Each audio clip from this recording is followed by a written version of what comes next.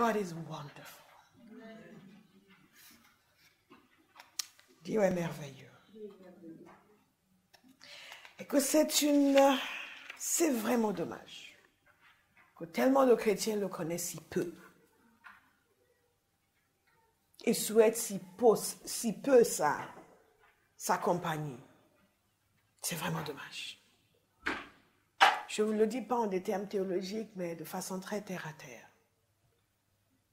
C'est vraiment dommage. C'est dommage pour nous.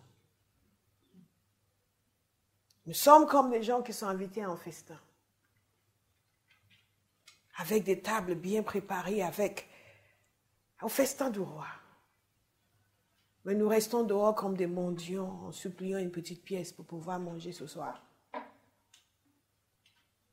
Nous sommes des gens à qui est proposé en vêtements royaux et les serviteurs nous attendent à l'intérieur. Mais nous avons des préjugés contre cet endroit, donc nous restons dehors dans nos haillons, à quémander, à exiger que le roi quitte son palais pour venir dehors nous donner quelque chose. Mais il nous dit entre. Et oui, mais il y a quelques marches à faire, donc c'est trop difficile. Bien-aimés, nous ne suivons pas des fables habilement conçues. Dieu est réel. Amen. Et il est extraordinaire. Je vous invite à décider que vous allez connaître le Seigneur. Progressez dans la connaissance de Dieu. Ce n'est pas juste une façon de parler, ce n'est pas une expression théologique, c'est une réalité. Je prie que quelqu'un décide de connaître Dieu, jusqu'à vivre avec Dieu comme s'il était palpable. Nous n'avons pas été laissés sur terre exilés pour nous débattre tant bien que mal. Nous avons un Père qui est présent. Je vous invite à regarder avec moi dans Apocalypse chapitre 3. C'est laquelle la dernière église que nous avons étudiée?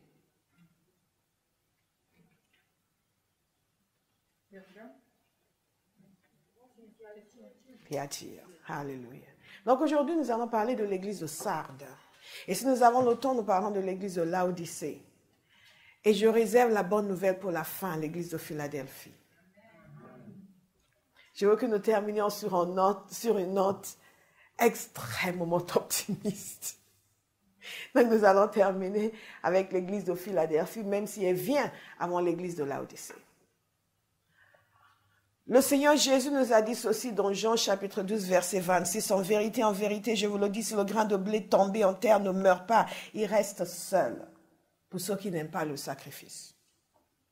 Mais s'il meurt, il porte beaucoup de fruits. Je vais porter beaucoup de fruits. Celui qui aime sa vie la perdra.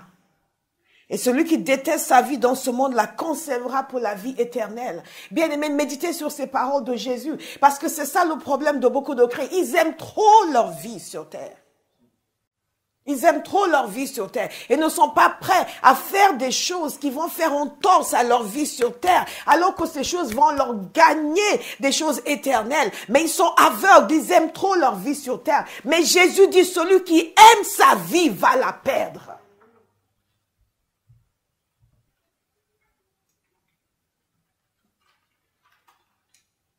Et celui qui déteste sa vie dans ce monde la conservera pour la vie éternelle. Si quelqu'un me sert, qu'il me suive. Et là où je suis, là aussi sera mon serviteur. Je veux être avec Jésus. Donc je vais le suivre. Si quelqu'un me sert, le Père l'honorera. Je vais être honoré par Dieu. Vous voyez déjà une récompense. Si nous servons le Seigneur, le Père va nous honorer. Nous cherchons tellement d'honneur. Je veux être honoré par Dieu. Si quelqu'un me sert, le Père l'honorera. Nous le servons et nous le suivons. Nous suivons sa direction. Nous le servons à sa manière, pas à notre manière.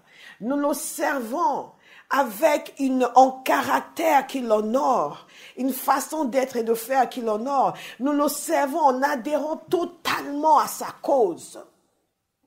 Pas en lui donnant les miettes de notre existence. Nous le servons en faisant comme lui. Plusieurs des personnes qui sont intervenues ce matin ont parlé de l'attitude de Jésus sur la croix. Et nous le servons en adoptant son caractère. En faisant comme lui, la même abnégation. Une telle abnégation avec laquelle il est mort pour nous. Et nous ne pouvons pas vivre pour lui avec abnégation. Il n'est pas mort pour créer une église d'égoïstes, de fanfarons. Il est mort pour une église de serviteurs, des gens qui sont remplis de la conscience de leur indignité, mais de la grâce extraordinaire dont ils ont bénéficié et qui sont prêts à tout pour plaire à Dieu. Mais aujourd'hui, l'église, nous sommes une bande d'égoïstes et d'ingrats. Aujourd'hui, il m'a sauvé de la mort. Demain, je n'ai pas le temps, moi je suis occupé, moi j'ai des choses à faire. Comment? Il aurait dû te laisser mourir. Nous donnons tellement de témoignages de sa bonté, mais il ne peut rien obtenir de nous, sauf encore des prières de requêtes et de demandes. Qui est prêt à se donner pour celui qui s'est donné pour nous? Qui est prêt à se sacrifier pour celui qui s'est sacrifié pour nous? Quand nous ne connaissons pas encore le Seigneur, nous sommes encore comme des enfants gâtés. Oui, le Seigneur est mon ami, donc je peux faire comme je veux. Ah non, non, non, non. Quand nous le connaissons, nous n'avons qu'une seule envie, faire ce qu'il veut. Et bien aimé, c'est en faisant ce qu'il veut qu'on goûte vraiment aux joies du salut. C'est en faisant ce qu'il veut que nous devenons réellement épanouis. C'est en faisant ce qu'il veut que vous vivez avec une pleine assurance que Dieu est pour vous. Nous cherchons à nous convaincre que Dieu est pour nous. C'est parce que nous sommes encore trop éloignés de lui. Mais quand nous nous rapprochons et que nous faisons ce qu'il veut, pas juste que nous passons beaucoup de temps dans la prière, mais nous faisons ce qui lui plaît. Là, nous savons, nous vivons l'expérience de son approbation et de sa présence. Le cri de mon cœur, c'est que ce soit le témoignage de chacun à Bauhaus. Je vous assure. Et il y a une vie et il y a une vie. Il y a des dimensions dans la vie chrétienne. Je vous le dis en continu. Je veux que vous ayez ce cri pour le connaître. Et pour vivre pour lui. Et de telle sorte que quand Jésus va venir, il va examiner Abba House. Il va examiner Olive. Il va examiner Calypso. Il va dire, hey, ceux-là sont à moi. Ceux-là m'aiment. Ceux-là font ma volonté. Il y a 2 églises ici. Il ne leur a rien reproché. Mais alors les autres? Certains avaient des œuvres bonnes, mais il y avait des choses à corriger. Mais d'autres, aïe! Toutes des églises. Toutes des églises. C'est pour cela que les gens qui déambulent d'église en église, ils ne sont vraiment pas sérieux. Et Jésus n'est pas venu examiner leur chorale. Vous avez remarqué qu'il n'a pas parlé de leur chorale? Il n'a pas dit s'ils chantaient juste ou pas. Il n'a même pas parlé de la longueur de leur culte. Absolument pas. Non, non, non. Il n'a pas parlé du nombre de séminaires qu'ils font chaque mois. Il n'a même pas parlé du nombre de personnes qu'il y a dans cette église. Dans ces églises. Non, il n'a pas parlé de ça du tout. Et ce sont ces choses qui nous intéressent, nous. Bande de rétrogrades que nous sommes.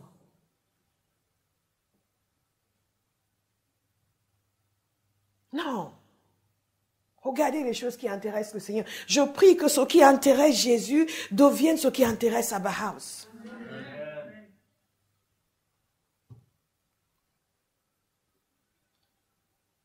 Et que Dieu fasse à chacun de nous ce qu'il a fait à Paul. Je le prie depuis des années sur moi, je me suis rendu compte qu'il faut que je le prie pour l'Église. Il faut que je le prie pour vous. Amen. Lord, whatever you did to him, do it to me. And Lord, whatever you did to him, do it to Abba House. Amen. Do it to Glow Glow. Amen. Hallelujah. Amen. Do it to Precious. Amen. Do it to La Child. Amen. Do it to Olive. Amen. All 3 of them. And the 4th one, I won't say. Alléluia. Priez ces prières qui font plaisir à Dieu. Et nous voyons Jésus examiner ces églises. Examiner leurs œuvres, examiner leurs services, examiner leur fonctionnement, examiner leurs attitudes. La prochaine fois que quelqu'un vient vous poser une question charnelle sur votre église, vous le regardez et vous dites, c'est ça qui t'intéresse toi? Ce n'est pas ce qui intéresse Jésus. Lui de faire, oui, mais bon, no excuses. Et Sardes, la ville de Sardes était une ville comme les autres, extrêmement prospère. Et que d'ailleurs, j'avais fait une inversion pour vous au cours. On avait parlé de Smyrne, mais Smyrne avait été conquis par Lydie, et Lydie, c'est le royaume, c'est pas une fille. C'est Lydia, whatever. Et Sardes était la ville principale de ce royaume. Ils avaient conquis plusieurs villes aux alentours, mais à l'époque dont il est question ici, Sardes était une ville extrêmement riche. Dans son histoire, il y avait de l'or, il y avait beaucoup de choses, il y avait beaucoup d'activités commerciales. Et évidemment, les théâtres, les temples, tout ce que vous voulez.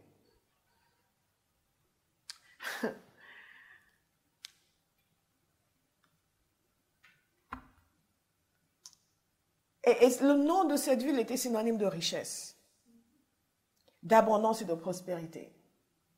Il y avait aussi dans cette ville, et vous allez comprendre la référence plus tard, et on disait d'ailleurs que c'est là où les pièces de monnaie sont nées. Et il y avait aussi dans cette ville un traitement pour les yeux. Les gens y allaient pour obtenir un traitement pour les yeux. Vous allez voir, il y a une référence à ce que Jésus leur a dit plus tard.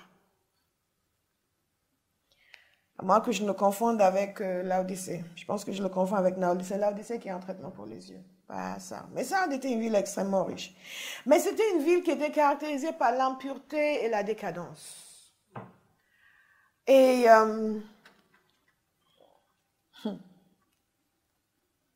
dans cette église, dans cette ville, il y avait une église. Et Jésus est allé aussi, et Jésus s'est adressé également à l'église de Sardes. Écrit à l'ange de l'église de Sardes, voici ce que dit celui qui a les 7 esprits de Dieu et les 7 étoiles. Je connais tes œuvres, je sais que tu passes pour être vivant, mais tu es mort. Vous voyez, il n'y a pas de parole de tu es fidèle, tu as résisté à la tentation, tu as résisté à la persécution, non, tout de suite, c'est une parole de désapprobation. Je connais tes œuvres, je sais que tu passes pour être vivant, mais tu es mort. Bien-aimé, quand Jésus dit tu es mort, tu es mort.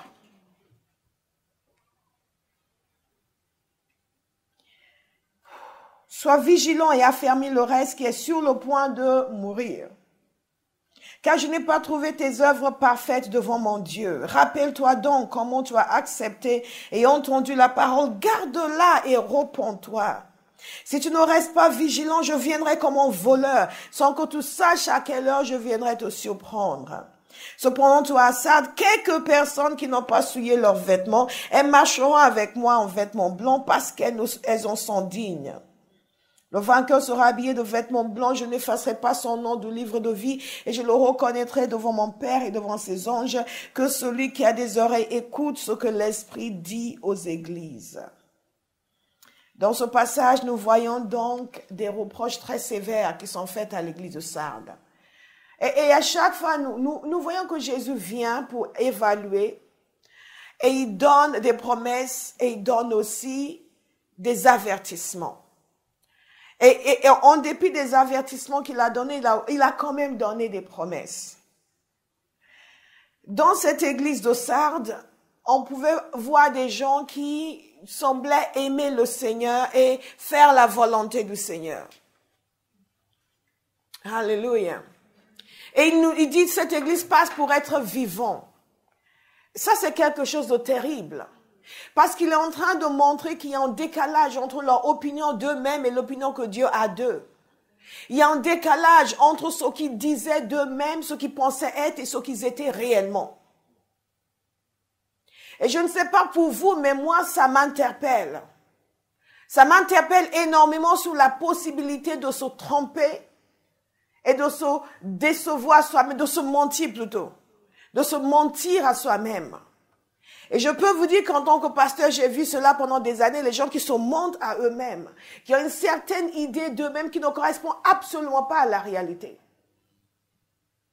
Et c'est une des raisons pour lesquelles moi je prie, on continue. Père, dis-moi ce que tu penses de moi. On continue. On continue. Et beaucoup de personnes ne s'arrêtent jamais pour demander ce que Dieu pense d'elles réellement. Et ici, nous voyons une église qui a une réputation d'être vivante. Vous comprenez, une église qui a la réputation d'être vivante, ce n'est pas l'endroit où vous allez, tout le monde dort pendant la prédication.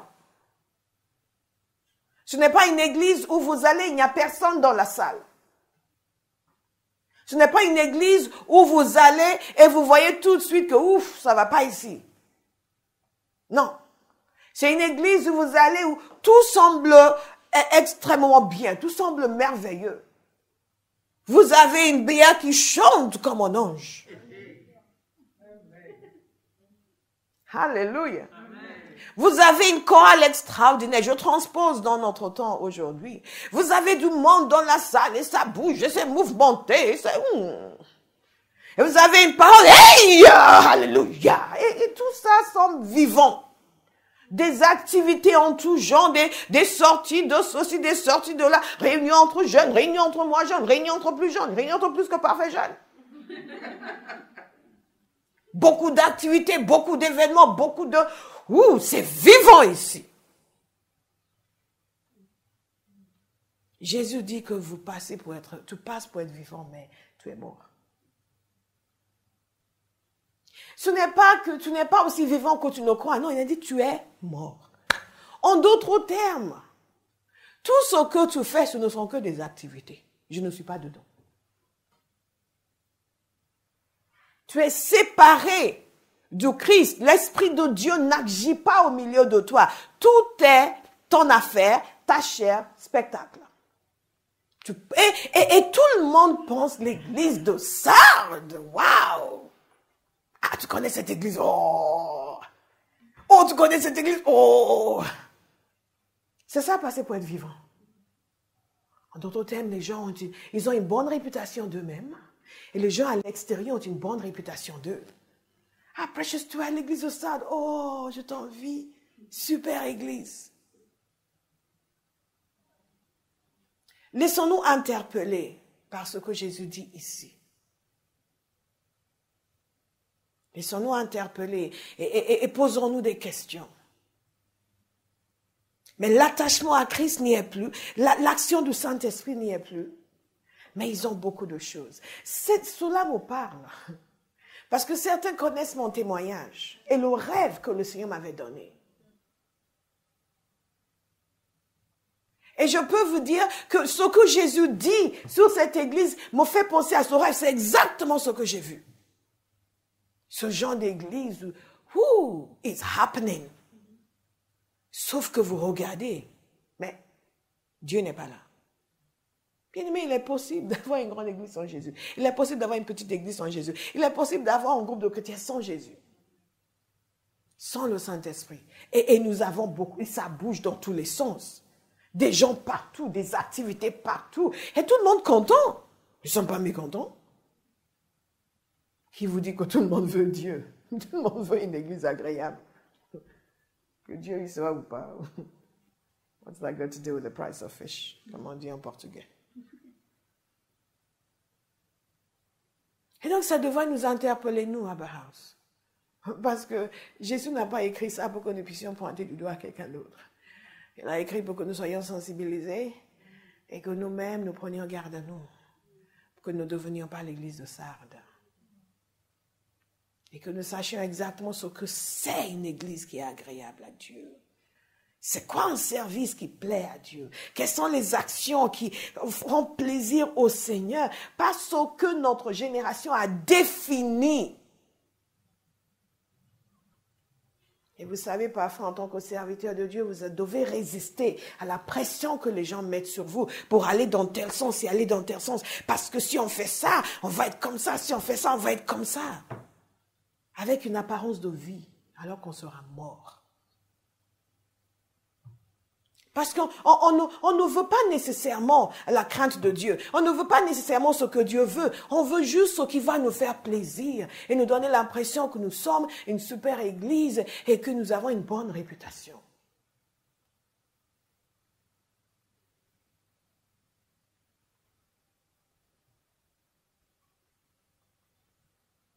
Je n'oublierai jamais un serviteur de Dieu que j'ai connu à ses débuts, dans sa jeunesse. Il était zélé pour le Seigneur. Il avait un cœur pour Dieu. Innocence, une innocence. J'étais touchée par son cœur pour Dieu.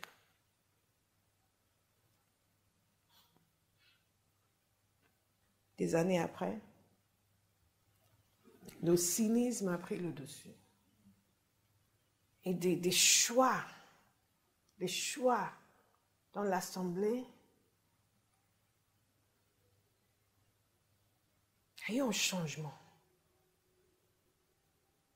Parfois, ce changement est provoqué par les difficultés. On veut que ça marche et on a l'impression que ça ne marche pas. Et on voit l'autre à côté, il a du monde, et l'autre à côté, là. Donc, on va faire comme lui, parce qu'il faut qu'on ait l'apparence d'être vivant. Parce que sinon, les gens vont vous mépriser, vont vous dire, oui, mais même vous faites ça, vous faites toujours pas, vous n'êtes toujours pas à ce niveau. Ah. Ou que même les brebis vont dire, oui, mais là-bas, ils font ça, là-bas, ils font ça. Mais pourquoi nous?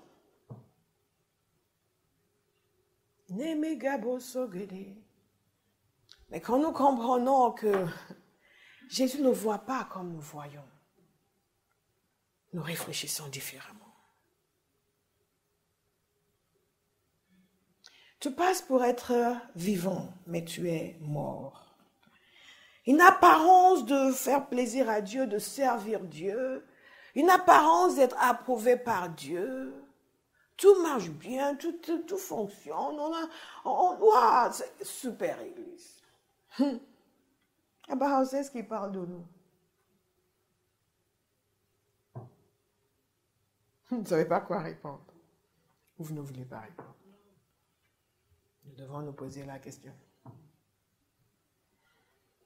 Nous devons nous poser la question. L'église de Sardes passe pour être vivant, mais en fait, ils sont morts. Ils ne sont pas en phase avec le cœur de Dieu. Toutes leurs activités sont charnelles. Ils ne sont pas inspirés par le Seigneur.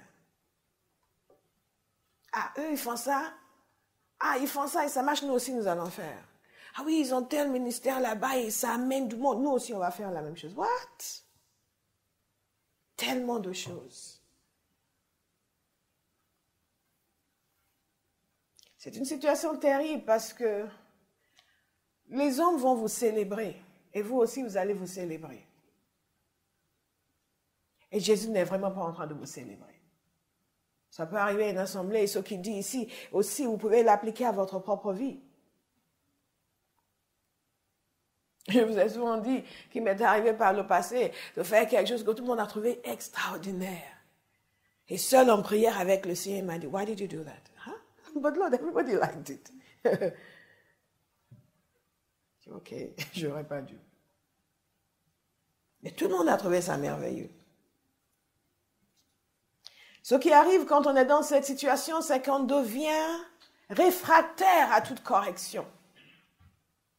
Le Seigneur nous parle et on ne veut même pas entendre parce que tout se passe bien, on n'a pas de problème, on a notre bâtiment, on n'est pas comme ces églises mobiles, on jouissons là, on jouissons là. Non, nous sommes bénis.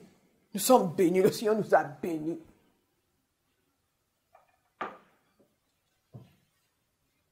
Et quand ça arrive à un individu, il devient totalement réfractaire. Vous ne pouvez rien leur dire.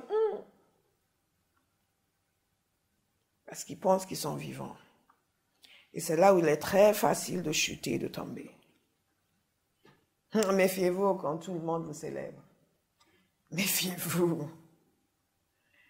Méfiez-vous. Et parfois, on voit une ruine soudaine arriver à quelqu'un ou une assemblée. Et on se dit, mais c'est arrivé tout d'un coup. Non, c'est qu'ils étaient déjà morts. Ah oui, ils levaient les mains très fort dans la louange. Ils levaient les mains, ils chantaient plus fort que les autres, mais ils étaient déjà morts. C'était déjà éloigné du Seigneur, mais on n'aurait pas dit.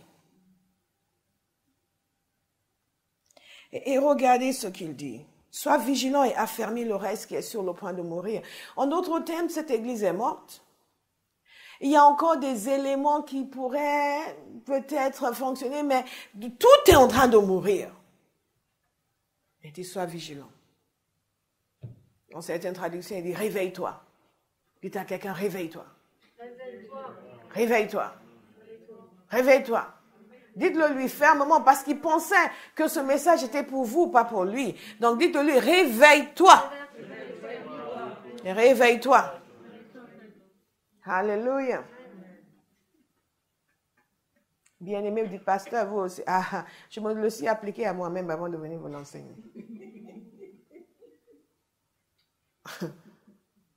Que Dieu me garde d'enseigner quelque chose qui ne m'a pas travaillé. Après, je vais vous l'enseigner, vous serez transformés. Moi, je vais rester dans la bêtise. Non, non, je reçois avant vous. Je reçois avant vous. Je reçois avant vous. C'est pour ça que je peux vous l'enseigner avec assurance. Parce que moi, ça m'a déjà travaillé d'abord. Si je vous dis, posez-vous des questions, pas, mais je me suis posé les mêmes questions avant vous. Parce que nous sommes tous des êtres humains. Je n'ai pas reçu une plus grande grâce pour vivre la vie chrétienne que vous. J'ai reçu une grâce pour servir le Seigneur dans la capacité où je le sers. Mais je n'ai pas une grâce supérieure pour vivre la vie chrétienne. Nous avons la même grâce pour vivre la vie chrétienne. Ou toutes celles que nous demandons. Nous avons des grâces différentes dans le service, dans le ministère. Allez, manéga. Et certains d'entre nous, nous rapprochons beaucoup de Jésus parce que nous sommes conscients que sans lui, nous ne sommes rien. Certains d'entre vous, vous êtes très forts. Sans Dieu, vous êtes forts. Nous autres, nous ne sommes rien sans lui. Alléluia. Dites à quelqu'un, réveille-toi. Réveille-toi. Réveille-toi. Karibababa zakata. Dis, sois vigilant. Il leur dit 5 choses qu'ils sont censés faire. Vous savez, j'ai même du mal à quitter ce point parce que je ne peux même pas concevoir quel est l'état d'une personne à qui Jésus vient dire tu es morte. Ah, mais Jésus, même pas Pasteur Bola, parce que vous pouvez encore disputer quand c'est Pasteur Bola. Vous ne devriez pas en fait, mais bon, vous avez le droit de disputer. Mais remarquez, c'est au pasteur de l'église qui envoie le message. Donc c'est le pasteur qui va devoir leur dire, Jésus dit que vous êtes morts et que nous sommes morts. Et je me demande s'ils vont écouter. Si certains vont dire, ça c'est quoi ça comme prophétie? Moi hier j'étais à une réunion, le serviteur de Dieu m'a dit, la main de l'Éternel est sur toi. Quand Satan veut vous faire tomber, il va mettre un esprit mensonger dans la bouche d'un prophète, dans un endroit où vous ne devriez pas aller, vous y êtes allé. Vous ne devriez pas y être et vous y êtes allé. Il va mettre un esprit mensonger dans la bouche de quelqu'un qui va déclarer des choses sur vous. Donc quand la correction va venir, ah, c'est quoi ça? Bien aimé, le monde spirituel est très complexe. Notre protection, c'est notre obéissance. What is going on here? Jésus leur dit 5 choses. Réveille-toi, sois vigilant. Affermis le reste. Affermis le reste. Tu dois changer maintenant. Tu ne dois pas continuer dans ce sens. Rappelle-toi. Ça, c'est la 3e chose. Rappelle-toi donc comment tu as accepté et entendu la parole. Rappelle-toi comment tu as accepté et entendu la parole. Parfois, il nous faut revenir à nos débuts, revenir à la manière dont la parole nous a été annoncée, revenir à la manière dont nous avons accepté cette parole et comment nous avons commencé à suivre cette parole, à vivre avec le Seigneur. Parce qu'au fil des ans, certaines deviennent trop grands. Un changement malheureusement qui se produit dans la vie des gens. Au lieu de devenir plus zélés, ils deviennent calcifiés. Jésus dit, rappelle-toi. Je vous dis aujourd'hui à Bahaz, rappelle-toi. Rappelle-toi. Comment tu as reçu la parole. Il nous donne les remèdes. Pour tous les gens qui disent, oui, mais je ne sais pas quoi faire. Va lire ce que Jésus a dit à l'église de Sardes de faire. Ou à chacune de ces églises d'ailleurs. Quand nous voulons remettre notre vie sur les rails avec le Seigneur, ce n'est pas compliqué. Allez lire les consignes qu'il leur a données. Oui, mais je ne veux pas désobéir à Dieu, mais je ne sais pas comment faire. Fais comme l'église de Sardes. Rappelle-toi, il leur dit, garde-la et reprends-toi. Garde-la et reprends-toi. Je me suis déjà fait critiquer parce que je demandais aux gens de se repentir. Je suppose que dans les églises où ils allaient, les gens leur disaient, oh, peu importe ton péché, tout va bien. Non, repens-toi. Garde-la et reprends-toi. Donc cette parole que tu as reçue au début, retourne là où tu as été nourri. Retourne à la parole initiale que tu as reçue. Reprends cette parole. Maintenant, commence à la garder, à l'observer, à la chérir, à l'honorer, à obéir. Et reprends-toi, tourne et change de direction. Ces gens, Jésus dit, vous êtes morts. Vous croyez être vivants. Les gens vous croient vivants. Mais il ne leur dit pas, c'est fini pour toujours. Il leur dit, il y a encore un espoir. Il y a encore un espoir. Et je dis à quelqu'un aujourd'hui qui me suit en ligne ou qui est là dans cette salle, il y a encore un espoir. Quel que soit ton état aujourd'hui, reprends-toi. Il y a encore un espoir. Reprends la parole de Dieu. Retrouve la fraîcheur de ta jeunesse. Retrouve encore le zèle. Arrête d'être cette personne endurcie, amère, cette personne désavouée, cette personne distante, cette personne arrogante qui maintenant c'est tout. Non. Retrouve la fraîcheur de la parole de Dieu. Médite-la, garde-la, reprends-toi. Mais ce qui est intéressant, c'est que cette église, Jésus dit, vous êtes morts, mais il y a quand même quelques individus qui n'ont pas souillé leurs vêtements. Regardez avec moi. Au verset 6, au verset 4. Cependant, tu as à Sardes quelques personnes qui n'ont pas souillé leurs vêtements. Elles marcheront avec moi en vêtements blancs parce qu'elles en sont dignes. Et il y a beaucoup de choses dans cette petite phrase. Le fait qu'au milieu de cette mort généralisée, il y a des individus qui ont tenu ferme, qui n'ont pas souillé leurs vêtements, qui n'ont pas sombré dans ces impuretés, qui n'ont pas abandonné le Seigneur, en dépit du fait que la grande majorité de ceux qui étaient là avaient fait sécession. Ces individus sont restés et n'ont pas souillé leurs vêtements. Bien-aimés, il y a tellement de gens inconstants dans l'église. Aujourd'hui, ils sont là. Demain, ils ne savent pas parce que je ne sais pas, je ne suis pas tellement sûre. Oui, mais c'est à fond Jésus. Demain, je ne sais pas parce que j'ai rencontré quelqu'un. Il dit que tous les chemins mènent à Dieu. Et vous le regardez.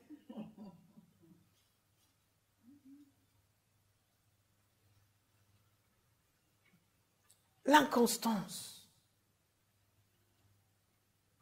Mais dans cette situation, voyez quelqu'un qui marchait avec le Seigneur et tout d'un coup, ou quelqu'un de nouveau arrive dans l'église et vous voyez son comportement change, sa tenue vestimentaire change, même sa manière de parler change. Tu pas, oui pasteur. Et vous dites, vous pensez à Pierre. Satan a certainement demandé de crier celui-ci.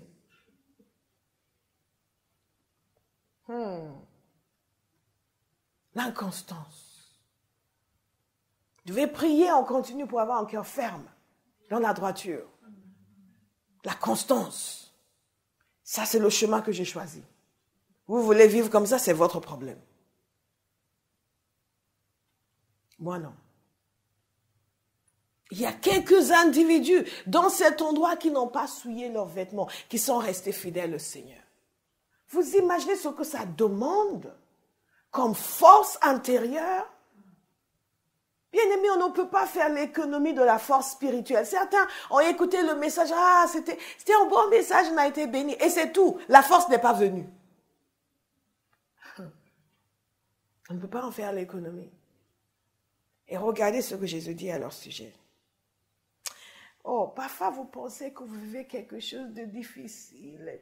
Oh Seigneur, tu sais, c'est pas évident. L'environnement où je suis, il le sait. Il le sait.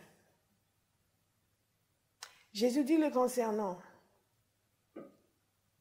Ils seront revêtus de vêtements blancs. Blanc le vêtement blanc dans la Bible signifie la pureté, c'est l'appartenance à Jésus. Le vêtement blanc.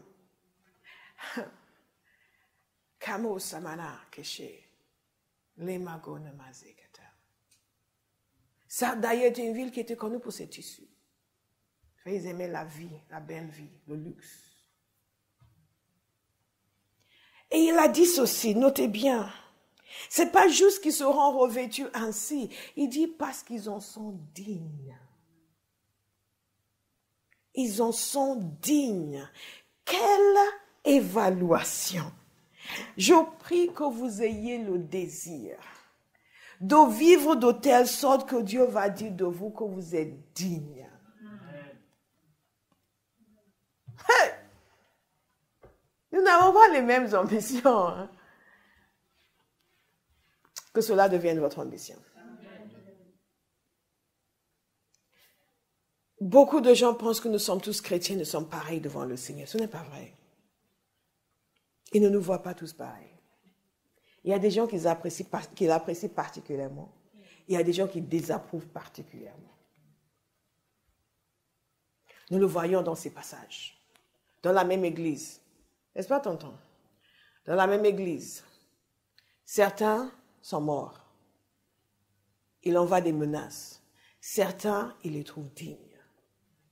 Vous serez parmi ceux que le Seigneur trouve dignes. Vous serez parmi ceux que le Seigneur trouve dignes. On n'est pas obligé de devenir pourri parce qu'on est entouré de gens qui sont pourris. On peut rester pur dans un monde impur. On peut même rester pur dans une église impure. On peut rester attaché à Dieu au milieu des gens qui sont morts, qui ne vivent que pour leur plaisir, qui utilisent le nom de Seigneur comme prétexte. Vous pouvez garder en cœur pour le Seigneur. Oui, j'ai rétrogradé parce que quand je suis allée dans cette église, enfin, on a commencé, la manière de faire les choses était différente et après j'ai perdu mon zèle. Tu l'as perdu parce que tu as voulu le perdre. Jésus a dit là, il y a des gens qui n'ont pas souillé leurs vêtements. Thank you, Jesus. Karimana Zabakata. Je ne sais pas ce que vous choisissez d'être. Moi, je choisis d'être de ceux qui n'ont pas souillé leurs vêtements. Quel que soit l'environnement où je me trouve, je choisis d'être de ceux qui ne vont pas souiller leurs vêtements. Vous pouvez dire ce que vous voulez, penser ce que vous voulez, faire comme vous voulez. Mais si ce n'est pas la voie du Seigneur, je ne vous suivrai pas. Nous devons prendre une décision radicale. Je vis pour Jésus et Jésus seul. Rien n'a d'emprise sur moi si ça ne vient pas du Seigneur. Si ça ne plaît pas au Seigneur, ça ne me plaît pas. Quelqu'un va prendre cette décision. Il y a trop de gens qui veulent plaire à leurs amis qui ne plaisent pas à Dieu. Dans cette église, Jésus promet à ceux qui, promet une récompense, dites récompense. Récompense. Récompense. À ceux qui restent fidèles. Isn't this wonderful? Donc, Colossiens 3, verset 12. Regardez avec moi. Colossiens 3, verset 12. Colossiens 3, verset 12. Et je vais demander à la première personne qui va trouver de tu as une Bible? Colossiens 3, verset 12. Tu viens à l'église en Bible? Maintenant, je ne vais plus vous lire les versets. Je vais vous demander, vous, de les lire. Colossiens 3, verset 12. Thank you, Lord. La parole de Dieu. Ainsi donc, comme des élus de Dieu, saints et bien-aimés, revêtez-vous d'entrailles de miséricorde, de bonté, d'humilité, de douceur, de patience. Amen. Revêtez-vous. C'est-à-dire, mettez des vêtements. Cela revient constamment dans la parole de Dieu, les vêtements. Pour décrire notre façon d'être et de faire. Revêtez-vous. Et quand il dit qu'ils n'ont pas souillé leurs vêtements, il ne parle pas de leurs vêtements physiques. Il parle de leur façon d'être et de faire. Ils ne se sont pas souillés. Ils ont maintenu des vêtements de droiture. Ils se sont revêtus de miséricorde, de bonté, d'humilité, de douceur, de patience, d'amour pour Dieu, d'engagement pour Dieu, de service pour Dieu. Toutes ces choses qui sont agréables au Seigneur. Et ils n'ont pas souillé leurs vêtements. Ils ne se sont pas revêtus d'impureté, de décadence, de péché, d'apathie, d'indifférence, de médisance, de calomnie, de méchanceté. Vous pouvez rester pur dans un monde impur. Vous pouvez éviter la contamination. Vous pouvez ne pas imiter le mal. Vous pouvez ne pas être attiré par ce qui est mauvais. Beaucoup d'entre nous, nous avons des choses mauvaises qui nous attirent. Il y a des gens dans l'église qui sont attirés par les gens qui sont rebelles. Ils ne sont jamais amis avec ceux qui sont sérieux et fidèles. Ils sont toujours influencés par ceux qui sont infidèles. Toujours. Et dans la vie de tous les jours, toujours attiré par les choses qui ne plaisent pas au Seigneur. Attiré par la médisance. Vous avez un ami qui ne dit jamais du mal des autres, mais vous trouvez sa compagne ennuyeuse. Mais celui-là qui a toujours une petite quelque chose à dire sur tout le monde, vous aimez sa compagnie. Nous devons nous engager. Notez ceci. Un engagement ferme à plaire au Seigneur et non à la chair. Un engagement ferme à fuir les gens charnels. L'engagement ferme à suivre le conseil biblique qui nous est donné.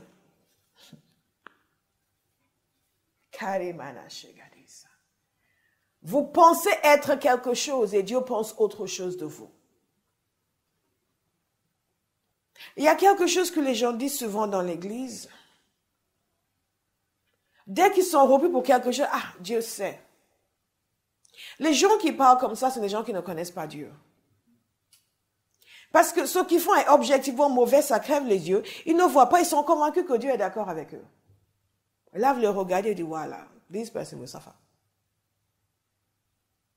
Bien-aimés, qu'est-ce que Jésus leur reproche? L'aveuglement. Priez contre l'aveuglement. Priez contre l'aveuglement.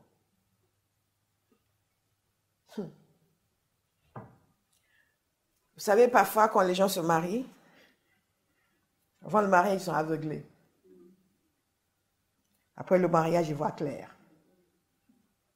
De temps en temps, vous posez la question à quelqu'un qui vient vous parler d'un problème. Il dit, mais ça, c'est plutôt évident, non, vous n'avez pas réglé ça avant. Moi, je ne vais pas condamner quelqu'un qui te fait quelque chose qui est évident. Ça, il fallait traiter avant le mariage. Les gens vous disent toujours, vous savez comment les gens sont avant le mariage, ils cachent leur jeu. Mais non, ce n'est pas qu'ils cachent leur jeu, c'est que tu étais aveuglé.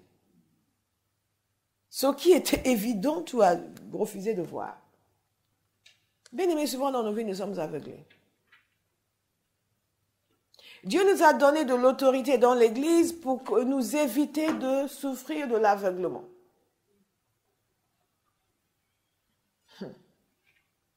Mais les gens sont convaincus qu'il n'y a que eux et Dieu qui savent. Jusqu'à 5, 6, 7 ans plus tard. J'ai vu une situation cette semaine, et une situation avec quelqu'un, et cette personne, pendant des années, je lui disais, ça c'est le problème que tu as dans ta famille. Ça c'est le problème que tu as. C'est parce que tu te comportes de cette façon. Il faut que tu arrêtes. Mais non, pasteur, mais non, c'est pas ça. Mais non, pendant des années. Mais non, c'est pas ça. Et vous regardez, vous dites, mais s'il y avait une prime pour la stupidité, pendant des années, mais non.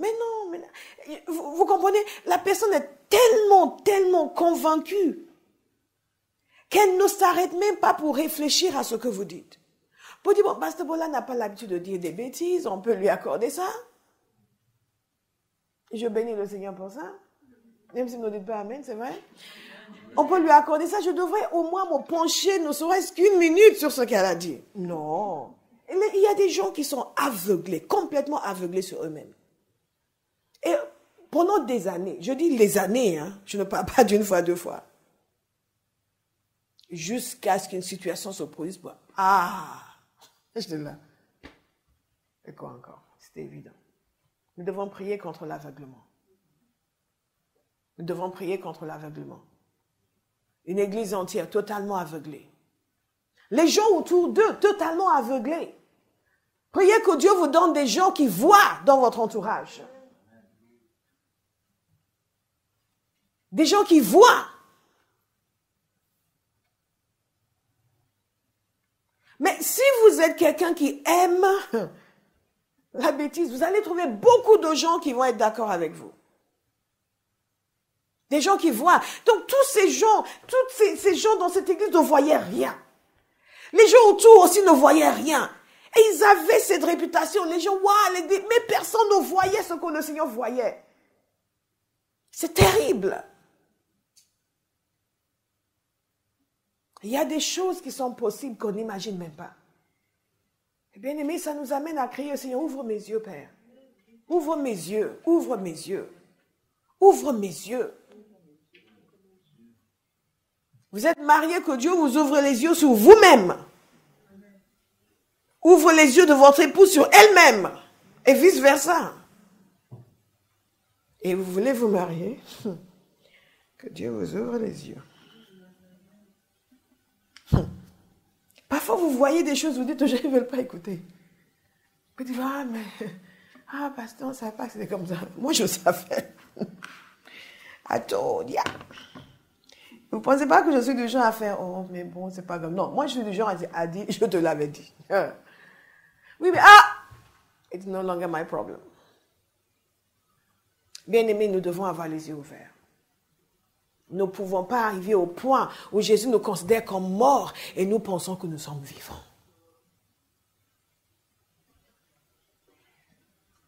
C'est entre moi et Dieu. C'est entre moi et Dieu. Il y a des gens comme ça, Dieu les laisse. Il les laisse. C'est pas que c'est entre eux et Dieu, c'est qu'ils ont une certaine idée et ils ne vont pas changer. Jusqu'à ce que la catastrophe arrive. Et là, ils vont comprendre que Dieu a établi dans l'église, des apôtres, des prophètes, des enseignants, n'est-ce pas? Il peut communiquer directement avec nous et il le fait. Mais il utilise aussi ses serviteurs pour nous enseigner. Et Jésus leur a dit ceci, je viendrai comme un voleur pour te surprendre.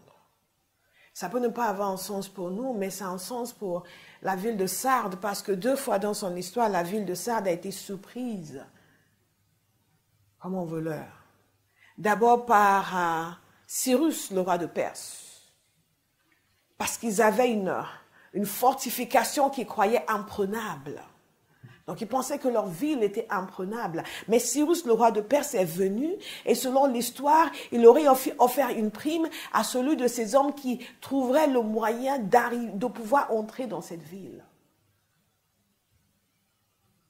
Et un soldat surveillait. Il a vu un soldat qui était sur les remparts de la ville faire tomber son casque et descendre pour le chercher. Il a vu une petite entrée par laquelle il pouvait entrer dans la ville de Sardes. Et c'est comme ça que Cyrus a pris la ville de Sardes et mis fin au règne de Crésus. Une deuxième fois dans leur histoire, ils ont été surpris par les Romains. Donc, ils avaient cette conception du fait qu'ils pouvaient être surpris comme un voleur. Jésus leur a dit, je viendrai vous surprendre comme un voleur. En d'autres termes, je viendrai vous infliger une correction et une dévastation semblable à ce que vous avez connu historiquement. Si vous ne vous repentez pas. Mais à ceux qui changent, le vainqueur sera habillé de vêtements blancs. Ça, c'est moi. Vous contestez Abba-House? Ça, c'est moi. Vous cherchez où vous êtes dans la Bible? Ne cherchez pas Absalom. Alléluia. Cherchez le vainqueur. Kamede Bazokota. Le vainqueur sera habillé de vêtements blancs. Je n'effacerai pas son nom du livre de vie. Et je le reconnaîtrai devant mon Père et devant ses anges. Qu'est-ce que Jésus promet à ceux qui vont voir? Quelle est la récompense qui nous attend à Abba-House? Si nous faisons la volonté de Dieu. Jésus dit ceci. Que ceux qui n'ont pas suivi leurs vêtements vont marcher avec lui. Wow. Et marchons avec moi. Moi, je vais marcher avec Jésus. Marchons avec moi en vêtements blancs. Le vainqueur sera habillé de vêtements blancs. Ça, c'est l'honneur suprême que Dieu vous donne. This is so good. Et vous savez, pour les Romains, le blanc, c'était la couleur de la victoire. Il y a aussi une allusion à la victoire. Le vainqueur sera habillé de vêtements blancs. Et parce que ceux-là en sont dignes. Oh, Father.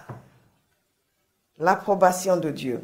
Apocalypse 7, verset 8, juste pour vous donner un exemple de l'utilisation des vêtements blancs dans la parole de Dieu. Apocalypse 7, verset 8 nous dit ceci. Après cela, je regardais et voici, il y avait une grande foule que personne ne pouvait compter, de toute nation, de toute tribu, de tout peuple et de toute langue. Ils se tenaient devant le trône et devant l'agneau, revêtus de robes blanches et des palmes dans leurs mains. Une foule de toute nation, de toute tribu qui se tenait devant le trône et devant l'agneau. En d'autres termes, devant Jésus. Revêtus de robes blanches et des palmes dans leurs mains. Des gens de toutes tribus. Il y aura des Congolais. Alléluia. Il y aura des Haïtiens. Amazing. Il y aura même des gens qui parlent les langues de clic. God is a good God. Il y aura des gens de Roanne. Il y aura des Parisiens. Hey, kassatata. Et nous allons tous nous tenir devant lui en vêtements blancs. Le vainqueur sera revêtu, sera habillé de vêtements blancs. Je n'effacerai pas son nom du livre de vie. Je n'effacerai pas son nom du livre de vie. Le vainqueur n'aura pas son nom effacé. Celui qui ira jusqu'au bout, qui sera vivant au lieu d'être mort. Celui qui fera les œuvres de Christ, celui qui le servira pleinement, n'aura pas son nom effacé du livre de vie. Bien aimé, il n'y a pas 36 000 manières de comprendre cela. C'est que certains pourront avoir leur nom effacé. Maintenant, les gens qui pensent que oui, ce n'est pas possible, ils se tordent dans tous les sens pour expliquer ce que Jésus a dit ici. Et ce ne sera pas une promesse si le contraire n'était pas possible. Je n'effacerai pas leur nom du livre de vie. Dans Apocalypse 20, verset 15, qu'est-ce qui se passe avec les gens dont les noms ne sont pas dans le livre de vie? Quiconque ne fut pas trouvé écrit dans le livre de vie fut jeté dans les temps de feu. Philippiens 4, 3, l'apôtre Paul parle de son collègue et dit ceci, « Si je te prie de les aider, elles qui ont combattu », il parle à son collègue et il parle de ces deux femmes en demandant de l'aide pour elles. « Je te prie de les aider, elles qui ont combattu pour l'évangile avec moi et avec Clément et mes autres compagnons d'œuvre dont les noms sont dans le livre de vie. » Alléluia. Ceux-là sont vraiment vivants. Ils ne sont pas morts. Ces femmes qui ont combattu avec moi, qui ont travaillé avec moi, qui ont combattu pour l'évangile avec moi. Je voudrais pouvoir dire un jour, concernant certains à Bauhaus, voici ceux qui ont combattu pour l'évangile avec moi. Pas voici ceux qui m'ont cassé les pieds en servant médiocrement. Ce n'est pas votre témoignage. Voici ceux qui ont combattu pour l'évangile avec moi. Si vous voulez faire partie de ceux-là, dites Amen. Amen. Je vous présente devant le Seigneur comme ceux qui ont combattu pour l'évangile avec moi. God is a good God. Et dites-le au Seigneur, je veux combattre pour l'évangile avec mon pasteur. Alléluia. Ça, c'est la mentalité qu'il faut avoir. C'est la vision qu'il faut avoir de sa vie. C'est cette manière qu'il faut penser. Pas oui, bon, on me donne encore une tâche à faire, j'ai pas encore fini la dernière. Oui, mais moi, j'ai pas beaucoup de temps. Non. Je suis en combattant pour l'évangile. I'm getting happy now. I was happy when I came, but I'm getting happier. This is good stuff. Je sais que certains d'entre vous n'êtes pas très contents parce que vous entendez dire qu'on peut ne pas se connaître. On peut avoir une fausse idée sur soi-même. Mais nous allons prier tout à l'heure. Et surtout, nous allons prier cet après-midi. Nous allons demander au Seigneur de nous ouvrir les yeux pour que nous puissions nous voir tel qu'il nous voit. Et que nous ne soyons pas trompés, ni par nous-mêmes, ni par des gens autour de nous qui eux-mêmes sont aveugles, qui nous encensent, alors que nous devrions demander pardon au Seigneur. Vous savez, il y a une chose qui est très importante, c'est que si vous voulez la vérité, dites la vérité. Si vous parlez avec les gens et que vous ne leur dites pas la vérité, vous racontez ce qu'on appelle aujourd'hui votre vérité. J'aime cela. On le dit moins dans le monde francophone, mais dans le monde anglophone, quelqu'un dit quelque chose, they say their truth. Their truth. On ne veut pas dire qu'ils ont menti, mais c'est leur perception de la vérité. Et si vous vous contentez de dire votre vérité au lieu de dire la vérité, les gens vont vous conseiller dans tous les sens, mais ne vont jamais vous dire la vérité. Ni sur vous, ni sur vos actions. Et beaucoup de chrétiens sont comme cela. Ils vont aller solliciter conseil, ils vont dire leur vérité, sans parler de mensonges.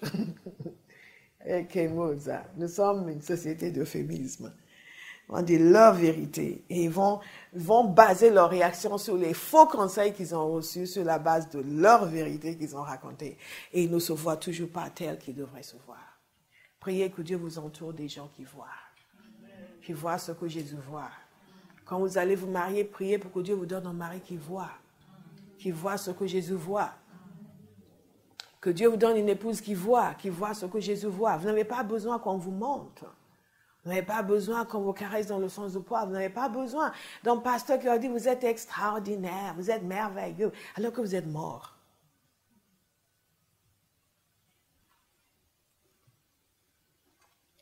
Venez me voir après pour me demander ce que je pense. Je plaisante. Je sais, une personne va venir, Olive. Say, Pastor, what do you think? I think you're amazing. I think you're amazing. I think you're just like Jesus. Oh, my daughter, you are just too much. When you sing, I feel the presence.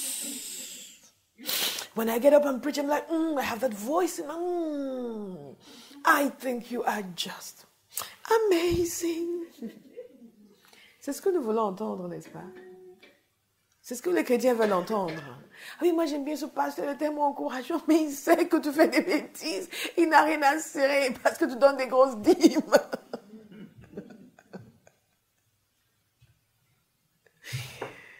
Que l'Éternel nous donne de craindre davantage le Seigneur que les autres.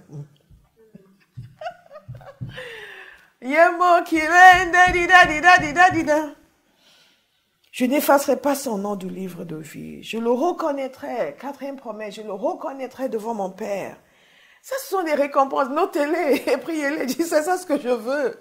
Je veux faire partie de ceux qui marchent en vêtements blancs. Je veux faire partie de ceux que tu considères comme étant dignes. Je veux faire partie de ceux que tu vas reconnaître devant le Père. Isn't that amazing? Je parle beaucoup en anglais, je ne sais pas pourquoi. Je pense que c'est parce que je suis très contente. Tu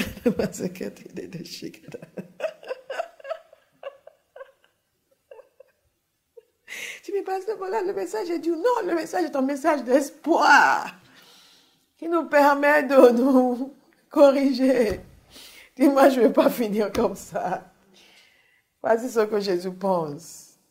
Seigneur Jésus, qu'est-ce que tu penses de moi? Matthieu 10, 32 nous dit ceci. C'est pourquoi quiconque me confessera devant les hommes, je le confesserai aussi devant mon Père. C'est la même chose qu'il dit ici.